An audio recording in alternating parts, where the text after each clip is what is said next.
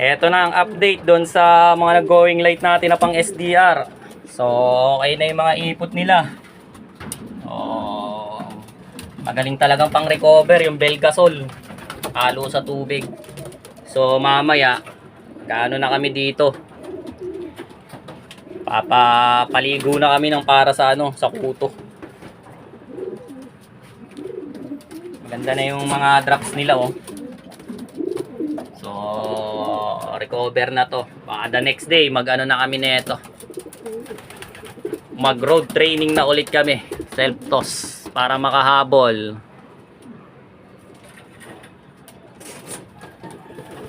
Mamaya na ulit mga kapagpag. Bye. Peace. Oh, hello mga kapagpag. Good afternoon. Papaligo nga pala tayo ng mga pang SDR natin. So, gamit namin pampaligo, Ceromite. Sa isang timba ng ano ba itong biscuit na to. Basta itong timba na to. Paligo tayo ng Ceromite. So, possible nga recover na tong mga pang SDR natin, yung mga tinamaan ng ng adeno or going light. So 1 week pagalingan lang. 1 week purga. The next day, eto na yung kasunod ng purga natin. Paligo na tayo ng Ceromite. So ito isa sa mga may tuturo kong tips sa inyo ng pagpapaligo ng ibon, lalo na yung sobrang dami ng ibon nyo. Yung paghawak dun sa ibon, pagpapaligo. Ito isa sa technique ko sa pagpapaligo. Yung iba ganito magpaligo. Sa akin, minsan kasi piglas ng piglas. So ginagawa ko itong ilalagay ko lang sa ulo, patong sa ulo, kukunin ko yung ayan ito, kukunin ko yung pakpak niya dito, kukunin ko yung kabila, tapos nakaganito. Ganito ako maghawak ng ibon pagpapaligo. So kapag kahawak mo yan ng ganito, hindi na yan basta gumagalaw. Ayan. So hindi hassle na magpapaligo ng ibon. So, ulitin ko lang. Ito yung ibon, hawak natin. Ito yung kamay. Suot lang natin to dito. And then, itong kabilang daliri naman, suot din natin sa kabilang pakpak. Then, ito na siya. So, hindi na siya mapiglas. Tapos, paglulublob na natin sa tubig, para lang nakaupo siya. Ayun. Hindi siya mapiglas. And then hawak mo yung kanan kamay mo dun sa ibon, hindi naman siya nagpipiglas. And then yung kaliwa mo, siya ngayon yung pang-aano mo dito sa pangahagod mo sa mga balahibo niya. Sa buntot, sa dibdib. So para linisin din yung mga singsing, yung paa. Ayun. So less piglas sa ibon. So, pag ganito yung hawak nyo sa ibon. Ayun. Ayan, sana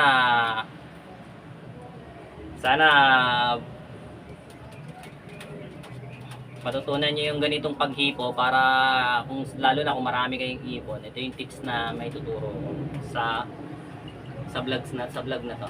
Ayun. So, himas lang. At ipakpak. Agod-agod lang. Ayun. Hindi siya ganun kapiglas pag ganyan yung hipo na. Tapos hanggang sa leeg. Ayan na. Ito na. Basang-basa na siya.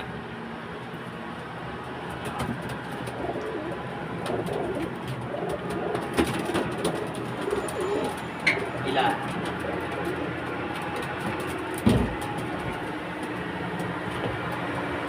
So ulitin ko ulit, demo ko ulit sa paghipo pag hawak ng ibon. Ito, tulad nito.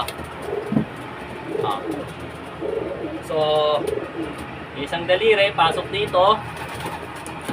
Dito. Then daliri pasok dito sa kabilang pakpak. Ayan.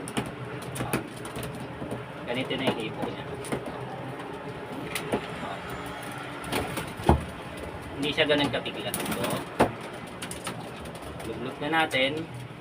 Ayan. Okay. So, ayan, pagka ano, kahit yung isang kamay nyo, bitawan nyo, and then yung isa yung pang-ano nyo sa balahibo niya. Sa buntot, sa pakpak. Ayan. Sa singsing, sa paa.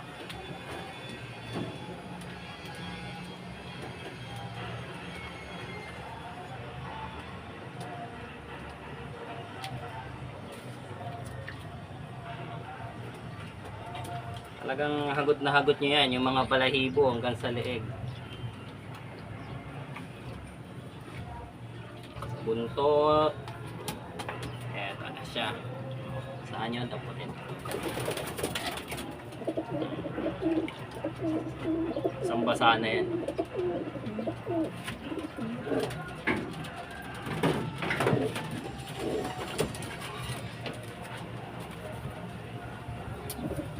Cover na to yung mga pang SDR namin. So sana the next day makapag ano na kami, makapag-start na ulit kami ng road training sa mga pang SDR namin.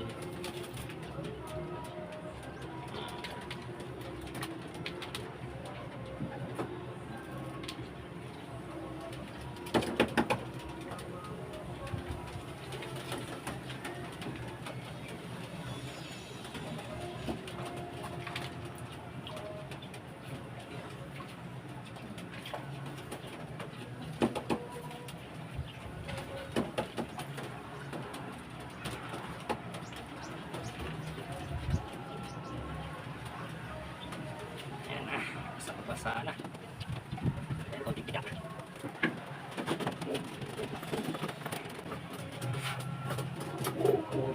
So, break time muna tayo. Minto muna tayo sa paggawa ng widowed. Break time. So, pinriority ko muna itong pagpapaligo ng ibon natin. So, naghahabol kasi kami. Galing sila sa ano, going light and then, no. Naghahabol na kami mapalakas sila. So, paligo na ngayon. Bukas magpapalipad na kami ulit. Tamang ronda sa umaga. Kasi mula nung nagka-going light to, nung na-isolate namin sa baba, hindi pa namin ulit napakawalan itong mga to. So, hindi ako nagkakamali, mga 3 days o 4 days pa lang ulit dito sa taas to, mula sa isolate dun sa baba. So, kahabol kami. Sana makapag-road training na ulit kami. Self-toss ulit kami. Tapos, pagka self-toss namin, bukas, palipad sa umaga, sa tanghali, baka mag-toss kami kahit sa malapit lang, mga along Binangonan or Angono lang. Para medyo mapagpagpagpag sila. Ayun. And then pagka nakapag-ano ulit kami, toss ulit mga hala-hala, the next sampa na namin sa truck to. Pag na kami, club training na kami.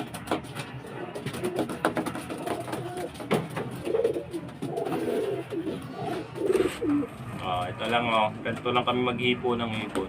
So pasok mo lang dito. Mabilis lang naman. Ganyan yung magiging itsura ng ipon pag sa paligo.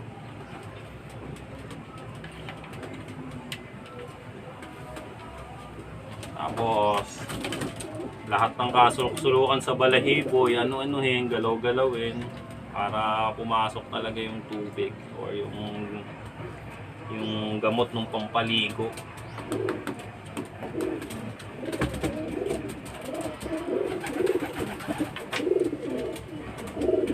Sa parting leeg, buntot, Kasi kapag ka hindi nyo maano, hindi siya nababasa ng gusto.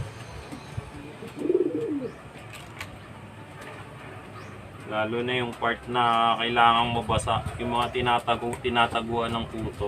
Huwag naman yung pinaka ano, sa may parting ulo niya or mata.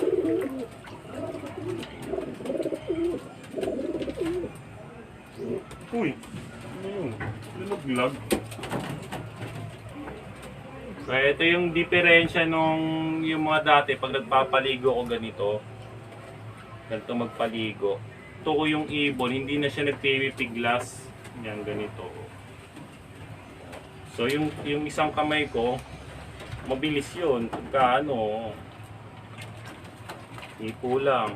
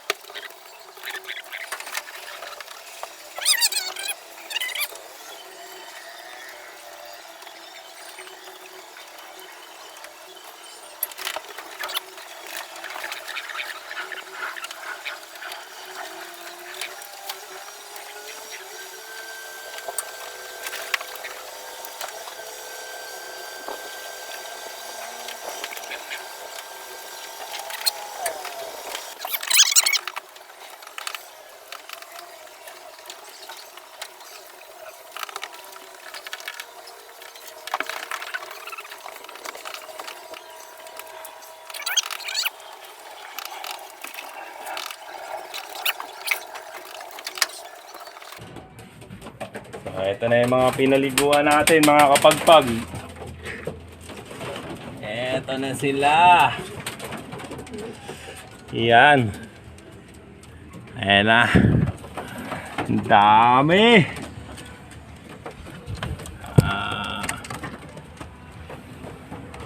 Buwan natin.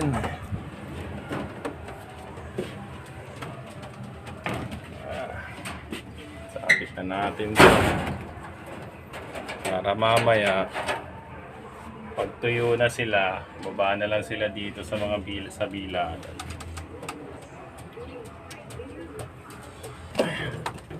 Dito naman tayo sa kabila kapag paliguan natin tong breeder natin.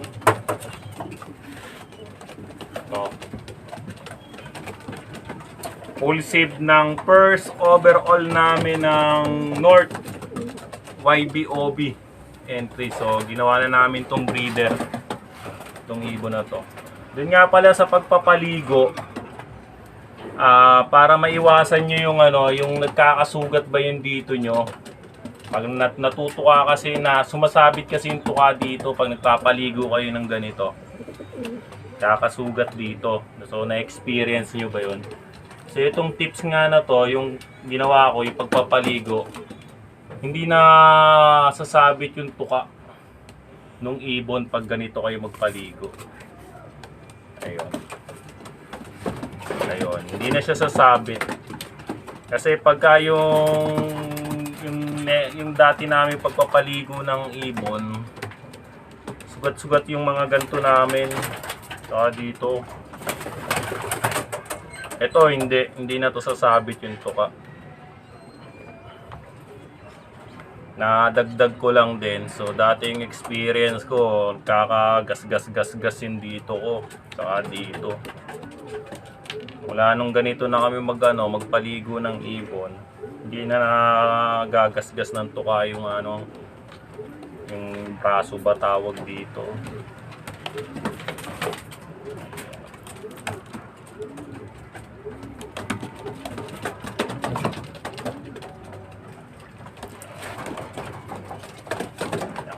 Na. Ito naman ang full sieve ng second overall namin ng South sa ARPCI OB race. Full sieve din ng motor winner namin, Birdsman Honda motor winner.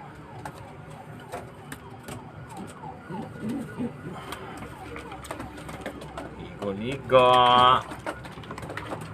Ayan, kahit ang laki na itong ibon na to at malakas, wala. Pagka sa nahawakan mo siya dito sa may pakpak, hindi siya makapalag, oh.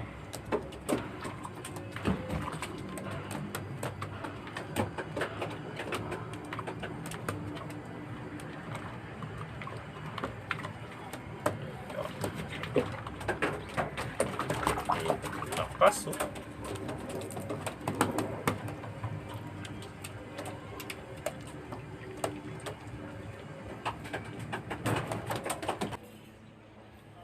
Oh, mga kapagpag, eto nga pala yung mga trophy namin. Mga nakuha namin sa race. Ayaw. Ayaw. That's all. Thank you. Peace.